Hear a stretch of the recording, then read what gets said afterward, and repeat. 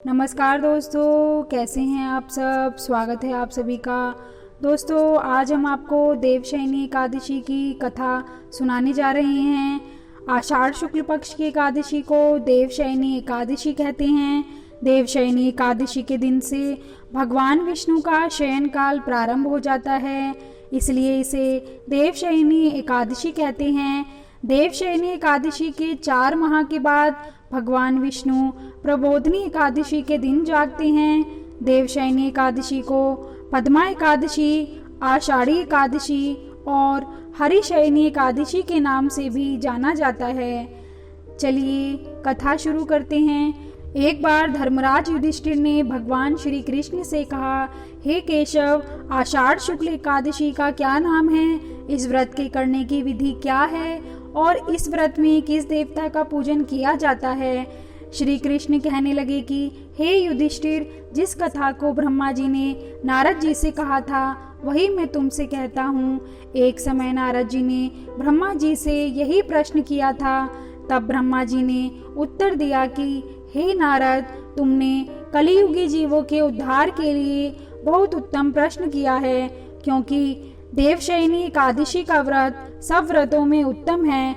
इस व्रत से समस्त पाप नष्ट हो जाते हैं और जो मनुष्य इस व्रत को नहीं करते वे नरकगामी होते हैं। इस व्रत के करने से भगवान विष्णु प्रसन्न होते हैं। इस एकादशी का नाम पद्मा है।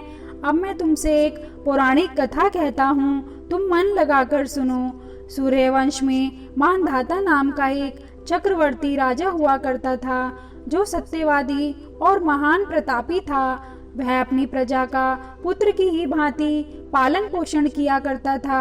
उसकी सारी प्रजा धन धान्य से भरपूर और सुखी थी। उसके राज्य में कभी अकाल नहीं पड़ता था।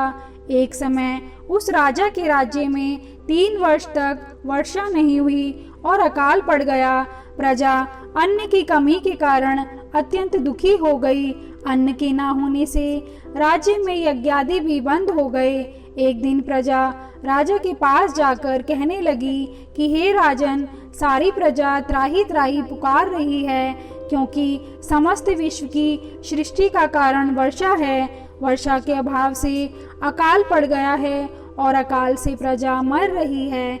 इसलिए हे राजन, कोई ऐसा उपाय बताओ जिससे प्रजा का कष्ट दूर हो। राजा मानधाता कहने लगे कि आप लोग ठीक कह रहे हैं, वर्षा से ही अन्न उत्पन्न होता है और आप लोग वर्षा ना होने से अत्यंत दुखी हो गए हैं। मैं आप लोगों के दुखों को समझता हूँ। ऐसा कहकर राजा कुछ सेना साथ लेकर वन की तरफ चल दिया। वह अनेक ऋषियों के आश्रम में भ्रमण करता हुआ अंत में ब्रह्मा जी के पुत्र अंगिरा ऋषि के आश्रम में पहुंचा। वहां राजा ने घोड़े से उतरकर अंगिरा ऋषि को प्रणाम किया। मुनि ने राजा को आशीर्वाद देकर उनसे आश्रम में आने का कारण पूछा।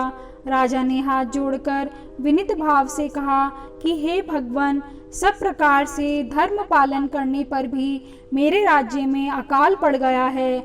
इससे प्रजा अत्यंत दुखी है।